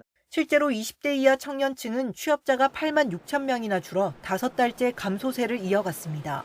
40대도 6만 3천 명 줄어 9개월째 취업자가 감소했습니다. 이들 일자리가 집중된 제조업이나 도소매업이 쪼그라든 영향으로 분석됩니다. 특히 수출 부진 여파로 제조업 취업자 감소폭은 2021년 8월 이후 최대치로 나타났습니다. 그쪽이 늘어야지만 사실은 고용시장이 정말 좋아졌다고 말할 수 있는데 이거는 좀 외형으로만 좀 좋아진 것뿐이라 실제 고용시장은 그렇게 좋은 편은 아니다. 전문가들은 앞으로도 지금 같은 추세가 이어질 것으로 내다봤습니다. 내수 활성화 대책 등으로 대면 업종에서 취업자가 늘 수 있지만 경기 영향을 받는 제조업과 도소매업 부진이 계속될 수 있기 때문입니다. 정부도 이 같은 증감 요인이 혼재돼 고용시장의 불확실성이 클 것으로 전망했습니다. YTN 이영훈입니다. 서울 주요 대학가의 보증금 1,000만 원 기준 전용 면적 33제곱미터 이하 원룸 평균 월세가 1년 사이 15% 이상 오른 것으로 나타났습니다. 부동산 정보 플랫폼 다방을 운영하는 스테이션3가 분석한 결과 지난달 보증금 1,000만 원 기준 원룸 평균 월세는 59만 6천 원으로 지난해 3월에 비해 15.1% 올랐습니다. 이화여대 인근 지역의 평균 월세가 83만 5천 원으로 가장 높았고 연세대 인근 69만 5천 원, 중앙대와 한양대 인근 65만 5천 원 등 순이었습니다. 최근 한 달간 거래된 전국 아파트 가운데 1년 내 거래된 최저가보다 저렴하게 거래된 단지 대다수가 서울에 있는 것으로 나타났습니다. 부동산 정보업체 직방이 분석한 결과 최근 1년 신저가 하락액 상위 10곳 중 7곳은 서울 아파트였습니다. 서울 강남구 대치동 개포 우성 1차 전용 면적 158.5제곱미터는 지난해 3월에 기록한 최저가 51억 원보다 12억 8천만 원 떨어진 38억 2천만 원에 지난달 거래됐습니다. 서울 서초구 반포동 반포자이 전용 244.5제곱미터는 지난해 3월 75억 원에 팔렸지만 지난달에는 12억 원 하락한 63억 원에 매매됐습니다. 중소기업 3곳 중 2곳은 주 최대 근로시간이 60시간은 돼야 한다는 의견을 내며 정부의 노동시간 개편 제도에 힘을 실었습니다. 반면 노동계는 노동시간 제도 개편 폐기를 주장하며 제도 보완을 위해 여론 수렴 중인 정부를 압박했습니다. 이승윤 기자입니다. 자동차 부품용 플라스틱 사출 성형 금형을 설계하고 제작하는 중소기업. 주 52시간 제도를 산업 현장에 적용하기가 쉽지 않다는 입장입니다. 절대적인 근무 시간 자체를 어떤 지난 정부 때 규제를 하다 보니까 그런 거에서 오는 어떤 중소기업과 실질적인 정책 간의 현장에서 적용하기가 좀 쉽지 않은 부분들이 좀 있지 않나라는 생각을 합니다. 중소기업 중앙회 등 15개 중소기업 단체도 주 52시간제 도입 이후 납기 준수가 어려워지고 일감을 포기하는 경우도 있다며 근로시간 유연화를 요구했습니다. 중소기업이 바라는 건 일시적인 업무량 증가에 형사처벌에 걱정 없이 합법적으로 대처할 수 있게 해달라는 것입니다. 연장근로 단위시간 확대는 반드시 유지되길 희망합니다. 실제로 중소기업 3곳 가운데 2곳은 적정한 주 최대 근로시간이 60시간이라고 생각하는 것으로 나타났습니다. 또 연장 근로가 필요한 지속시간은 1주 미만이 37.5%, 1주 이상 2주 미만이 22%, 1개월 이상 3개월 미만이 16.1%라고 응답했습니다. 하지만 노동계는 근로시간 제도 개편안을 폐기해야 한다고 목소리를 높였습니다. 사실상 집중적인 초장시간 노동을 조장하면서 이로 인해서 발생할 수 있는 노동자의 건강과 안전 문제에는 사실상 문제는 외면하고 있는 법안이라고 보여집니다. 늦었지만 지금이라도 계약안 추진에 대해서 사과하고 안을 전면적으로 폐기하고 원점에서 재논의를 하는 것이 필요하다. 정부가 제도 보완을 위해 여론 수렴 중인 가운데 입법 예고가 끝나는 오는 17일까지 노동시간 개편을 둘러싼 중소기업계와 노동계의 여론전은 치열하게 전개될 전망입니다. YTN 이승윤입니다. 한국은행이 2차례 연속 기준금리를 동결하면서 금리 인상이 사실상 마무리됐다는 기대가 나옵니다. 긴축 조기 종료에 대한 시장의 기대가 과하다는 한국은행의 경고에도 시장의 관심은 온통 금리 인하를 향하고 있습니다. 김지선 기자가 보도합니다.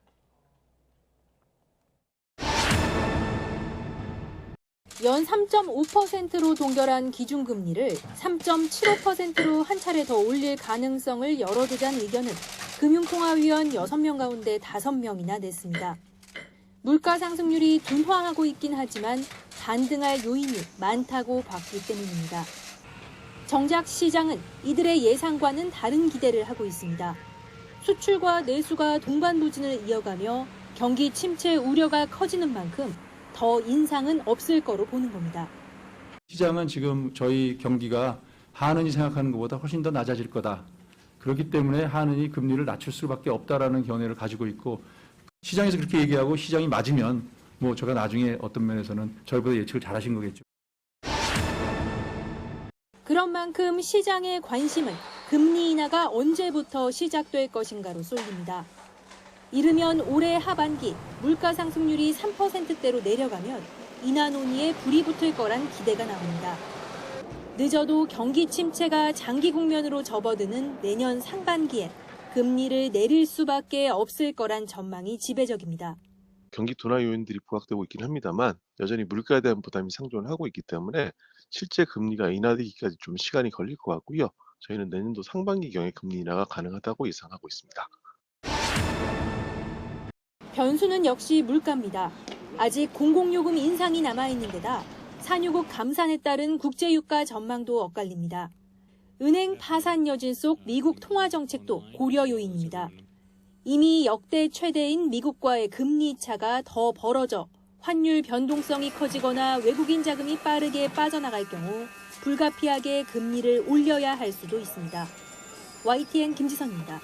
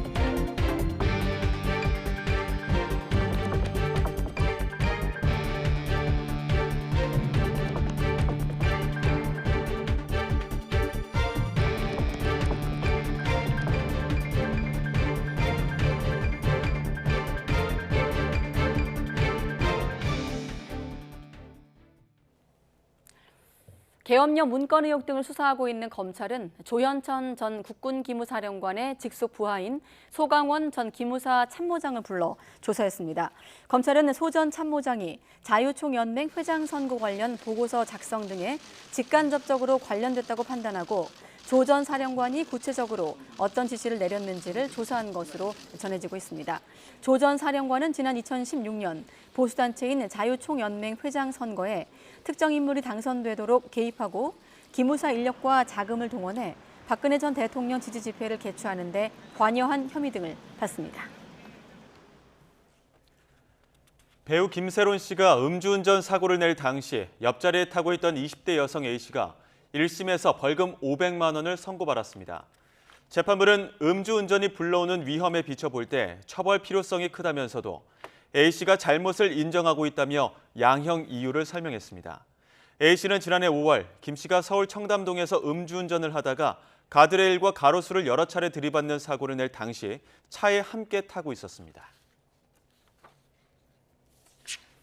사회적 연령이 6세 수준인 지적 장애인을 집으로 유인해 성추행한 70대가 징역형을 선고받았습니다. 대전지방법원은 70대 남성 김모 씨에게 징역 5년과 벌금 700만 원을 선고하고 3년간 신상정보 공개 등을 명령했습니다. 김 씨는 지난해 7월 대전 유성구에 있는 한 도로에서 지적 장애인인 20대 피해자를 자신의 집으로 유인해 성추행하고 불법 촬영한 혐의와 지인들에게 음란물을 보낸 혐의로 재판에 넘겨졌습니다. 애인의 신체를 불법 촬영해 불구속 기소된 래퍼 뱃사공이 실형을 선고받고 법정 구속됐습니다. 법원은 뱃사공 본명 김진우 씨에게 징역 1년을 선고하고 성폭력 치료 프로그램 40시간 이수와 아동 청소년 기관과 장애인 복지시설 취업 제한 3년을 명령했습니다. 김 씨는 지난 2018년 7월 애인이 잠자는 틈을 타 신체 일부를 촬영해 지인 10여 명이 있는 단체 대화방에 올린 혐의를 받습니다. 행정안전부가 경찰청에서 운영하는 교통법규 위반, 여성폭력 범죄 등 신고 서비스인 스마트 국민제보를 올해 말까지 안전신문고로 통합할 예정이라고 밝혔습니다. 안전신문고는 누구나 생활 속 안전위험 요인을 사진이나 동영상으로 찍어 놀이집이나 앱에서 쉽게 신고할 수 있는 시스템입니다. 네, 이번엔 정책 발표 현장으로 가보겠습니다. 한덕수 국무총리가 학교폭력 근절 대책을 발표합니다. 바로 들어보겠습니다. 폭력으로 무너지고 있습니다. 그동안 사회적 공분을 일으키는 학교 폭력 사례가 알려질 때마다 문제가 크게 제기되었다가 다시 사그라드는 과정을 반복했습니다. 정부가 다양한 대책을 발표했지만 여전히 학교 폭력은 사라지지 않고 있습니다. 최근 5년 동안에는 더욱 복잡하고 다양한 양상으로 진화할 뿐만 아니라 코로나 종료로 대면 수업과 활동이 늘면서 발생 건수 또한 계속 증가하고 있습니다. 피해 학생과 그 가정에 평생의 고통을 남기고 가해 학생의 미래도 망치는 것이 오늘날 학교 폭력의 현실입니다. 더 이상 만연화된 학교 폭력을 묵과할 수 없습니다. 이에 정부는 지난 2월부터 교육계와 전문가들, 학부모님들과 학생들의 의견을 적극 수렴하였습니다. 이를 통해 마련한 학교 폭력 근절 종합 대책을 오늘 이 자리에서 발표하고자 합니다. 이번 대책의 기본 방향은 첫째, 학교 폭력에는 무관용 원칙을 정립하고 둘째, 피해 학생을 최우선으로 보호하며 셋째, 학교 현장의 학교 폭력 대응력을 높이는 것입니다. 학교 폭력 근절 종합대책의 주요 내용을 말씀드리겠습니다. 우선 가해 학생에게 학교 폭력의 책임을 반드시 지우겠습니다. 학교 폭력의 대가는 반드시 치른다는 인식을 학교 현장에 뿌리 내리도록 하겠습니다.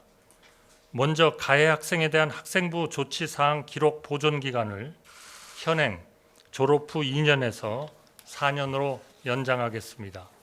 학생부 기재를 피할 의도로 가해 학생이 자퇴하더라도 기록이 남도록 하겠습니다.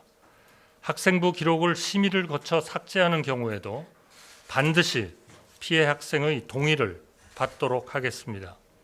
가해 학생에 대한 조치 사항은 학생부 중심 대입 전형뿐만 아니라 정시 대입 전형에도 반영하겠습니다. 2025 학년도에는 대학 자율로 반영하고 2026년부터는 모든 대학이 의무적으로 반영하도록 하겠습니다.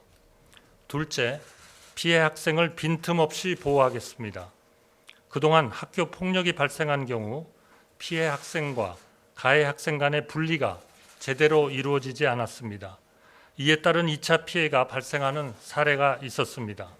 앞으로는 즉시 분리 기간 연장, 학교장의 긴급 조치 강화, 피해 학생에게 분리 요청권 부여 등으로 2차 가해로부터 피해 학생을 철저히 보호하겠습니다.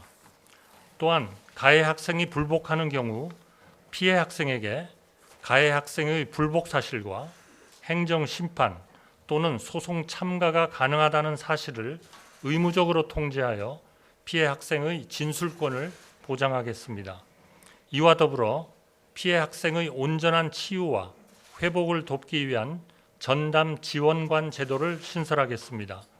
심리 상담 치료를 위한 전문 지원 기관을 확대하고 법률 서비스와 의료적 지원도 강화하겠습니다. 셋째, 학교의 학교폭력 대응력을 높이겠습니다. 17개 시도 교육청에 학교폭력 예방 지원센터를 설치하고 학교폭력 처리 과정 전반을 체계적으로 지원하겠습니다. 학교장의 재량권을 확대하고 교권을 확립하여 교내에서의 자율적인 조정과 갈등 해결 기능을 강화하겠습니다. 교원이 학교폭력 대응 과정에서 고의 또는 중대한 과실이 없다면 민형사상 책임을 면제하는 제도를 도입하겠습니다. 또한 교원의 정당한 생활지도에 학생이 불응하거나 방해하는 경우 교육활동 침해 행위로 규정하여 엄정하게 대처하겠습니다. 아울러 학교 현장의 근본적인 변화를 위해 학생의 사회, 정서 교육을 지원하고 인성, 체육, 예술 교육을 확대하겠습니다. 예방 교육 프로그램을 내실화하고 학부모 교육도 실효성 있게 추진해 나가겠습니다. 국민 여러분, 학교 폭력은 자유롭고 공정하게 교육받을 권리를 침해하는 행위입니다. 법치주의 원칙은 학교에서도 지켜져야 합니다. 학교 폭력을 저지르고 상응한 책임을 회피하는 일은 그 누구에게도 용납될 수 없습니다. 강력한 학교 폭력 근절 대책을 처음 수립한 2012년 이후 시간이 지나면서 점차 우리 사회는 학교 폭력을 관대하게 처리하는 경향이 지속되어 왔습니다. 그러는 동안 피해자는 2차, 3차 가해에 노출되고 화해와 치유보다는 고통과 아픔이 깊어지는 일들이 빈발해 왔습니다. 학생 인권만 지나치게 강조되면서 학교 폭력을 막고 제어해야 하는 교원은 제 역할을 하지 못하는 경우가 늘어났습니다. 지난 수년간 정부의 무책임과 무관심으로 무너져버린 학교와 교실을 이제부터라도 바로 세우고 인식을 전환해야 합니다. 진영 논리로 특정 사건을 재단하고 정치 쟁점화하려는 시도에서 벗어나 누구든지 학교 폭력을 저지르고 회피하는 일은 반드시 없어지도록 해야 할 것입니다. 정부는 교육계와 협력하여 학교 현장의 공정과 신뢰 회복에 최선을 다하겠습니다. 앞으로도 우리 아이들의 미래를 위해 끊임없이 고민하고 협의와 소통을 통해 제도를 보완해 나가겠습니다. 국민 여러분께서도 더 이상 학교 폭력 없는 세상 만들기에 적극 동참하고 힘을 보태주시기 바랍니다. 감사합니다.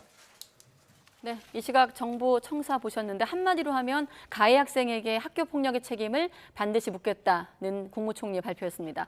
당정협의 통해서 미리 알려진 내용도 있습니다만 몇 가지 중요한 점만 짚어드리면 학생부의 조치사항 기록 보존 기간을 2년에서 4년으로 늘리겠다. 또 한 가지 이 학생부 기재를 피하기 위해서 자퇴를 하더라도 기록을 남도록 하겠다는 내용이 있었고요. 네, 가해 학생에 대한 조치사항은 학생부 중심의 대입 전형뿐만 아니라 정시 대입 전형에도 반영하겠다고 밝혔습니다. 또 2025학년 대학은 자율로 2026년부터는 모든 대학에 의무 반영하겠다고 조치 내용을 설명했습니다. 네, 현장에서 취재 기자가 또 이 내용을 정리하고 있으니까요. 또 다음 뉴스에서 좀 더 정리된 내용으로 확인하시기 바랍니다. 다음 뉴스입니다. 북한이 보유하고 있는 핵무기가 약 45기 정도로 추정되고 있다는 미국 핵군축전문연구소의 분석이 나왔습니다. 미국의 과학국제안보연구소 ISIS는 홈페이지에 공개한 보고서를 통해 지난해 말까지 북한이 보유한 핵무기는 35에서 65기 사이고 중간값은 45기 정도라며 이같이 추정했습니다. ISIS는 북한의 플루토늄과 우라늄 생산량을 토대로 핵무기 보유 수량을 추정했으며 북한은 핵무기를 1년에 4개에서 12개까지 생산할 수 있는 능력이 있다고 분석했습니다. 일본 정부가 잠수함에서 발사하는 장거리 미사일 개발을 미쓰비시 중공업에 발주했다고 아사히 신문 등 현지 언론이 보도했습니다. 일본 정부는 어제 미쓰비시 중공업과 장사정 미사일 개발 양산과 관련한 4개 사업을 모두 3,780억 엔, 우리 돈 3조 7천억 원에 계약했다고 발표했습니다. 일본 정부는 지난해 12월 국가안전보장 전략 등 3대 안보 문서를 개정해 정미사일 기지 등을 공격할 수 있는 반격 능력을 보유하기로 공식 결정했습니다. 탈북자 단체가 대북 전단과 USB를 실은 대형 풍선을 북한으로 보냈다고 주장했습니다. 북한에 대북 전단을 보낸 건 지난해 10월 이후 6개월여 만인데 대북 전단 심리전에 민감한 북한이 어떤 반응을 보일지 주목됩니다. 신현준 기자입니다. 대북 전단을 실은 대형 풍선이 하늘로 날아가 어둠 속으로 사라집니다. 한 탈북민 단체가 지난 9일 자정쯤 대북 전단 12만 장과 USB 3,000개를 대형 풍선 12개에 실어 북한으로 보냈다고 주장했습니다.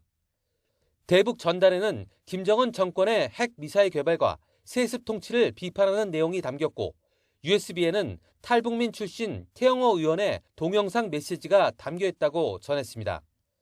이 단체는 자유북한 방송에 보낸 편지에서 풍선에 부착한 GPS를 추적한 결과 풍선 12개 중 11개는 황해 남북도 지역으로 이동했고 1개는 유실됐다고 밝혔습니다. 황해 남북도 지역 이런 쪽에 지금 떨어졌다고 하고 북한 주민들 그렇게 이야기를 하고 있고요. 해당 지역의 안전은 안전보위부원들이 수거 작업을 하고 있다고 하고 있고 대북전단 살포가 공개된 건 지난해 10월 자유북한운동연합이 대북전단과 코로나19 의약품 등을 보낸 이후 6개월여 만입니다. 현행법에서는 대북전단을 살포한 사람을 3년 이하의 징역이나 3천만 원 이하의 벌금에 처하게 돼 있습니다. 통일부는 이 법에 위헌 요소가 있지만 국민의 안전을 위해 대북전단 살포는 자제해달라고 요청해 왔습니다.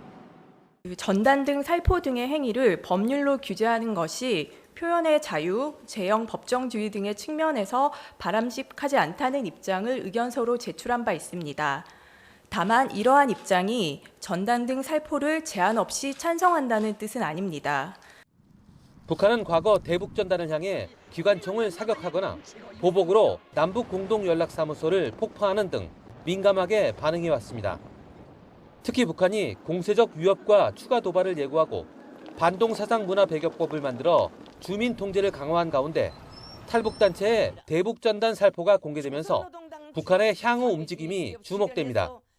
YTN 신현주입니다.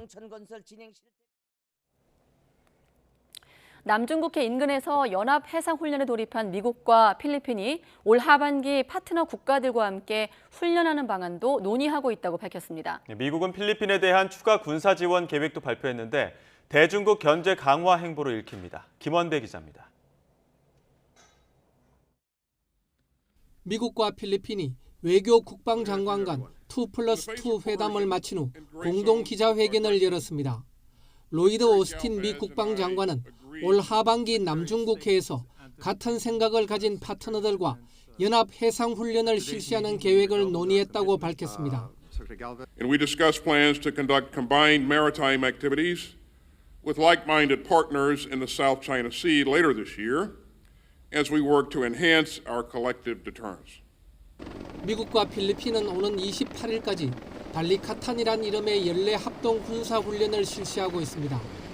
올해 훈련에는 미군 12,200명, 필리핀군 5,400명, 호주군 111명 등 17,000여 명이 참가해 실사격 훈련을 벌입니다. 이는 지난해보다 참가 병력이 배가 늘어난 것이자 사상 최대 규모입니다. 발리카탄 훈련은 필리핀 서부 방어 능력을 강화하기 위한 것입니다. 필리핀 서쪽은 미국과 중국의 긴장이 고조되는 남중국해 방면입니다. 오스틴 장관의 발언은 다른 국가들도 어떤 형태로든 참가하는 훈련을 미국과 필리핀이 논의하고 있다는 것을 시사한 것으로 해석됩니다.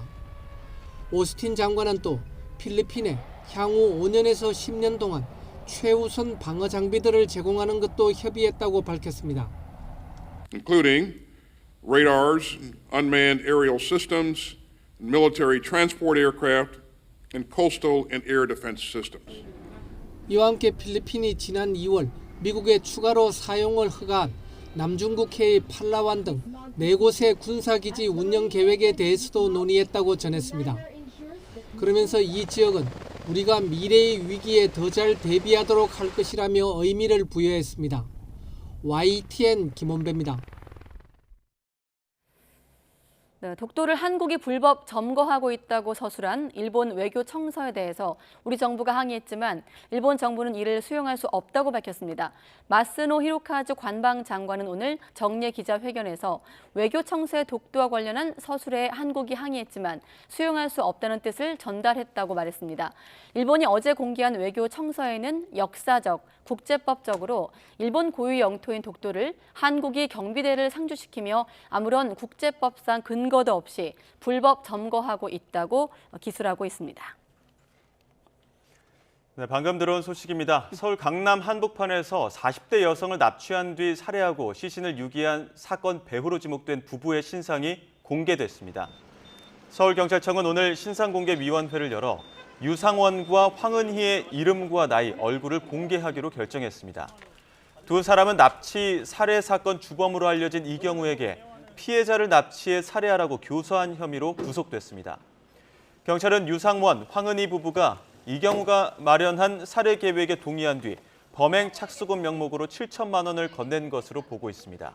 이후 이경우는 연지호, 황대한 등과 공모해 지난달 29일 서울 역삼동 아파트 앞에서 피해자를 납치한 뒤 살해하고 대전 대청댐 근처 야산에 시신을 유기한 것으로 조사됐습니다. 지난 5일 이경우, 연지호, 황대한의 이름과 나이, 얼굴을 공개한 경찰은 유상원, 황은희 부부도 내일 검찰에 송치할 예정입니다. 네, 일주일 전 주범들에 이어서 추가 공범들 유상원, 황은희 부부도 이름이 신상이 공개됐다는 속보가 들어왔습니다. 네, 다음 소식입니다. 국가수사본부장에 임명됐다가 아들의 학교폭력 논란으로 낙마한 정순신 변호사가 모레 열리는 국회 청문회에도 불출석하겠다는 뜻을 표명했습니다. 유기홍 교육위원장은 오늘 보도자료를 통해 정순신 변호사가 본인은 물론 함께 증인으로 채택된 아내와 아들의 청문회 불출석 사유서를 국회에 제출했다고 밝혔습니다. 정 변호사는 공황장애 등을 아내와 아들은 극심한 스트레스로 심신이 매우 쇠약하다는 이유를 든 것으로 파악됐습니다. 윤석열 대통령은 양곡관리법 개정안의 거부권을 행사하면서 한국농촌경제연구원의 쌀 수급 전망 보고서를 인용했습니다. 정부가 남는 쌀을 의무적으로 사주는 법이 시행되면 쌀 초과 생산량도 크게 늘어서 막대한 추가 예산이 든다는 이유를 들었는데요. 농촌경제연구원의 보고서를 신지원 기자가 분석해봤습니다. 양곡관리법 개정안에 거부권을 행사한 윤석열 대통령이 국회에 보낸 제2요구서입니다. 개정 법률이 시행되면 2030년 쌀 초과 생산량이 63만 톤에 이른다는 한국농촌경제연구원 분석을 인용하면서 남는 쌀을 사주는 데만 1조 4천억 원이 든다고 지적합니다. 2030년까지 우리 연구소의 계산에 의하면 쌀의 초과 생산량은 평균 11.3%에 이릅니다. 연구원의 연구에 의하면 단 한 해도 강제 매수를 하지 않을 해가 없다. 지난해 12월 연구원의 중장기 수급 전망치 분석 보고서를 봤습니다. 지금 기준으로는 벼 재배 면적이 2030년까지 약 7만 헥타르 줄어드는 반면 개정안 시행 땐 3만 헥타르 감소한다고 봤습니다. 또 양곡관리법 개정안이 시행되면 같은 면적에서도 더 많은 쌀이 생산되고 1인당 쌀 소비량도 2030년에는 현재 전망치보다 1.7kg 더 줄어들 것으로 예측했습니다. 그래서 연평균 초과 생산량 비율이 지금 이대로라면 2030년까지 5.6% 수준이지만 양곡관리법 시행 후 2배나 증가한다는 계산입니다. 소위 쌀 남는 쌀을 강제로 정부가 매수해라 이 법이 시행되면 줄어드는 게 거의 미미하게 줄어든다. 줄기는 주는데 그게 농경연에서 연구한 그 프로그램에도 나와 있고요. 근데 소비량은 계속 더 줄기 때문에 소비량도 연구원은 농민들이 기계화된 벼농사를 선호하기 때문에 양곡관리법 개정안이 시행되면 벼 재배 면적이나 쌀 생산량이 줄지 않을 거라고 설명했습니다. 남는 쌀을 정부가 다 사주는 방식이라 다수학 품종을 재배하는 등 농민들이 생산량을 늘리려 할 거라고 내다본 건데 반론도 있습니다. 생산량 및 재배 면적의 감소율 과소 추정, 그다음에 단위 면적당 생산량의 과다 추정이라는 어떤 문제점을 갖고 있어서 생산량 부풀리기라던가 재배 면적 감소에 대한 것들에 대한 좀 왜곡의 측면이 있지 않았나. 2030년 쌀 초과 생산량 전망의 최대 변수가 결국 1인당 쌀 소비량이라는 점도 중요합니다. 2022년과 2030년 쌀 생산량은 비슷한데 1인당 쌀 소비가 9kg 줄면서 초과 생산량이 39만 톤이나 늘 거라고 예측했습니다. 법 개정으로 쌀값 하락이 멈추면 쌀 소비를 더 많이 줄일 거라는 전망인데 쌀 소비를 늘리는 여러 정책이 추진되고 있습니다. 매년 날씨나 병충해 등 알 수 없는 요인 때문에 정확한 예측에 한계가 있다는 지적도 있습니다. 모형화시킨다는 것은 예측에 당연히 오차가 생길 수 있는 여지가 있고요. 왜냐하면 모든 변수를 다 집어넣어서 고려할 수가 없거든요. 그 수치를 활용은 할 수 있어도 맹신할 수는 없다는 거죠. 이런 변수들 때문에 양곡관리법 개정안이 시행되면 2030년 쌀 초과 생산량 비율이 현재보다 2배 늘어난다는 연구원의 보고서에 대해서는 사실 여부의 판정을 보류합니다. YTN 신지원입니다. 지난 2일 새벽 대전시 중구와 서구에서 3차례에 걸쳐 연쇄 방화 사건이 발생했습니다. 추가 방화 가능성이 큰 상황이었는데 화재 현장에 출동했던 조사관 눈에 낯익은 용의자의 모습이 들어왔습니다. 그 뒷얘기를 이문석 기자가 전해드립니다. 흰 셔츠를 입은 남자가 지하 환풍시설 옆에 쪼그리고 앉습니다. 라이터로 뭔가에 불을 붙이는 듯합니다. 남자는 화면 밖으로 사라졌고 얼마 지나지 않아 앉아있던 곳에서 연기가 피어오릅니다. 지난 2일 새벽 대전시 서구 방화 현장 CCTV 화면입니다. 다행히 지나던 사람들 신고로 소방차가 출동하면서 불은 10분 만에 진화됐습니다. 화면 속 방화범은 40분 전 다른 곳에서도 비슷한 수법으로 일부러 불을 낸 거로 조사됐습니다. 여기서 그치지 않고 같은 날 새벽 술집 앞에서 다시 3번째 방화를 저질렀습니다. 하지만 거기까지였습니다. 앞선 방화 사건에도 출동했던 화재 조사관이 멀리서 불 끄는 걸 지켜보던 용의자를 발견한 겁니다. 저 용의자를 잡아야 된다는 생각이 먼저 들었고요. 혹시 여기서 이 용의자를 놓쳤을 경우에 그 이후에 또 4차나 5차 화재가 또 발생할 것 같아가지고 결국 방화범은 현장에서 붙잡혀 구속됐습니다. 최근 3년간 전국에서 발생한 방화 범죄는 1,085건, 이로 인해 95명이 사망하는 등 300명 넘는 사상자가 발생했고 재산 피해가 468억 원에 달했습니다. 눈 밝은 화재 조사관 덕분에 연쇄 방화 범죄에 마침표가 찍혔고 더 큰 피해를 막을 수 있었습니다. YTN 이문석입니다. 프로농구 SK와 캐롯이 6강 광문을 통과하면서 최후의 승자를 가리는 플레이오프는 4강으로 좁혀졌습니다. 어려운 팀 사정을 딛고 기적의 역전승을 거둔 캐롯이 정규리그 1위 인삼공사를 상대로 또 한 번의 돌풍을 예고하고 있습니다. 허재원 기자입니다. 정규리그 5위 캐롯의 4강 플레이오프 진출은 누구도 예상하지 못한 대이변이었습니다. 모기업의 자금난과 주득점원 전성현의 부상 등 악재가 줄을 이었지만 놀라운 응집력을 선보이며 하위 팀의 반란을 이뤄냈습니다. 모두가 저희가 약하다고 이번 시리즈 안 될 거라고 얘기를 했는데 진짜 남은 선수들끼리 정말 똘똘 뭉쳤고 진짜 5차전이라는 정말 힘들었던 승부 끝에 4강을 할 수 있어서 정말 너무 기분 좋습니다. 캐롯의 다음 상대는 올 시즌 내내 한 번도 선두 자리를 놓지 않고 정규리그 우승을 차지한 인삼공사입니다. 김승기 감독이 캐롯으로 옮기기 전까지 8년이나 이끈 팀이고 인삼공사 전 단장을 비판하는 발언으로 징계까지 받은 악연이 있습니다. 김 감독이 MVP급으로 조련한 애제자 인삼공사 변준영과 캐롯 이정현의 가드 대결에도 관심이 집중됩니다. 아무리 힘들어도 그냥 물러나진 않아요. 4강 플레이오프도 팬분들이 응원해 주시기 때문에 최선을 다하고 끝까지 가는 모습 보여드리겠습니다. KCC의 파죽의 3연승을 거둔 SK는 4강에서 정규리그 2위 LG를 만납니다. 일주일 동안 충분한 휴식을 취한 데다 6강 플레이오프에서 잇따라 대역전승을 거두면서 4기도 최고조입니다. 경기 감각 부분에서 저희가 더 우위에 있을 것 같고 마레이 선수가 빠졌지만 LG라는 팀이 굉장히 탄탄하고 그리고 또 스피드가 저희랑 맞먹기 때문에 좀 준비 잘해서 LG전 준비 잘 해보겠습니다. LG는 부상으로 이탈한 전력의 핵심 아셈 마레이의 공백을 얼마나 메울 수 있을지가 관건입니다. YTN 허정원입니다.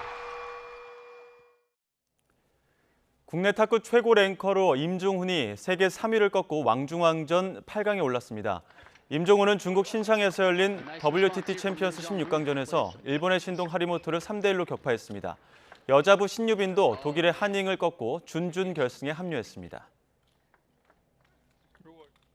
오늘은 전국이 황사의 영향권에 들면서 종일 공기가 무척 탁합니다. 전국의 황사 위기경보 주의 단계도 발령 중인데요. 현재 서울의 미세먼지 농도는 274 마이크로그램, 광주는 227 마이크로그램으로 이 정도면 평소보다 7배에서 10배가량 높은 수준입니다. 내일도 황사가 잔류하면서 전국의 미세먼지 농도가 매우 나쁨 수준을 유지하겠습니다. 외출하실 때는 반드시 황사용 마스크를 착용하시는 게 좋겠고요. 호흡기 질환자와 노약자분들은 가급적 외출을 자제해 주시기 바랍니다. 또 대기의 건조함이 더욱 심해지면서 건조특보도 확대 강화하고 있습니다. 특히 영동 지방은 건조경보가 발령 중인 가운데 내일 오후까지 바람도 강하게 불 것으로 보이니까요. 계속해서 불씨 관리 철저히 해주시기 바랍니다. 내일 아침까지는 예년보다 쌀쌀한 날씨가 이어집니다. 내일 서울 아침 기온 6도, 대전 3도, 부산은 10도가 예상됩니다. 낮 동안에는 예년 기온을 2에서 5도가량 웃돌면서 따뜻하겠습니다. 내일 낮 기온 서울 20도, 대전 23도, 광주와 대구는 24도가 예상됩니다. 황사는 금요일과 토요일 사이 전국에 비가 내리면서 점차 해소될 전망입니다. 지금까지 날씨 정보였습니다. 가장 빠른 종합뉴스 뉴스큐 마치겠습니다. 이어서 이브닝 뉴스가 방송됩니다. 시청해주신 여러분 고맙습니다.